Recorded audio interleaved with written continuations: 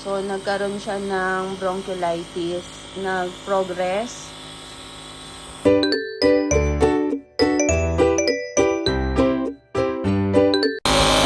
Hi everyone! Good morning! I-share lang po namin yung journey ni Ava kasi nagkaroon po siya ng bronchiolitis.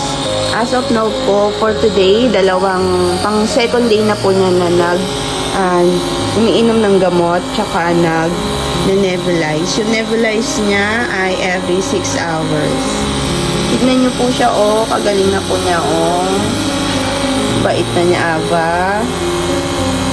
Bakit po? Ano po ba sakit ni Ava? Nagkaroon po siya ng bronchiolitis.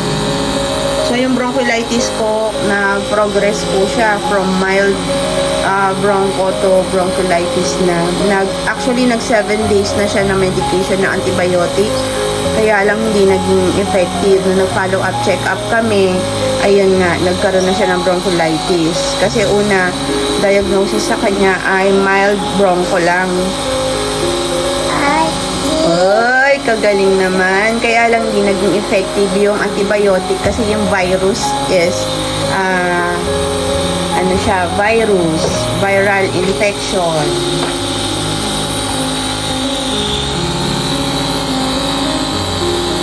Hello, Ava. Ang galing naman niya.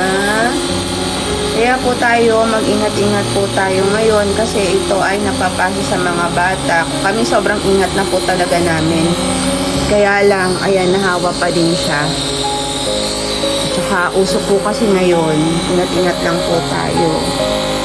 Napakahirap pala pag RSV ang dumapo sa bata. Matagal na medication. Hopefully within 5 days mag-okay na siya. Kasi meron din palang nireseta sa kanya na gamot. Steroid. Prednisone yata yun. Prednisone 10. Wait, i-check ko kung ano yun.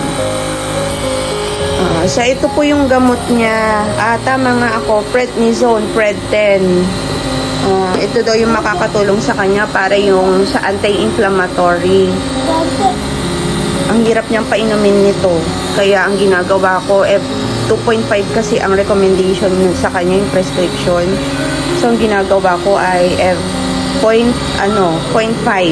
para sobrang pait kasi niya para mainom niya. Tsaka meron din siyang Pedialyte. Ito gustong-gusto niya to. Nakakainom siya talaga nito kaysa dun sa mga ibang iniinom na for hydration. So, ito ay strawberry flavor. She likes it.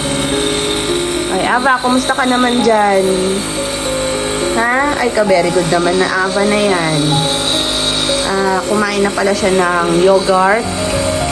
Breakfast niya ay yogurt. Ubus na niya ang kanyang yogurt.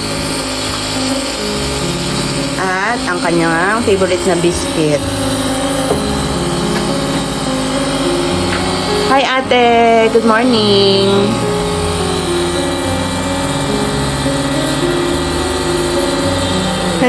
Ka-very good ni Ava. Kagaling naman niya mag-nebulize na ng sarili niya. Ay? Nasayang mo. Ate.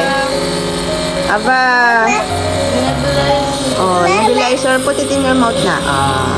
Very good.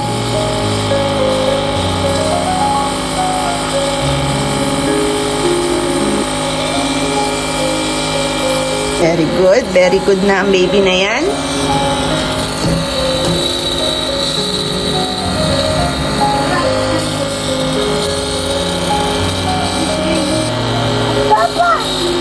Papa.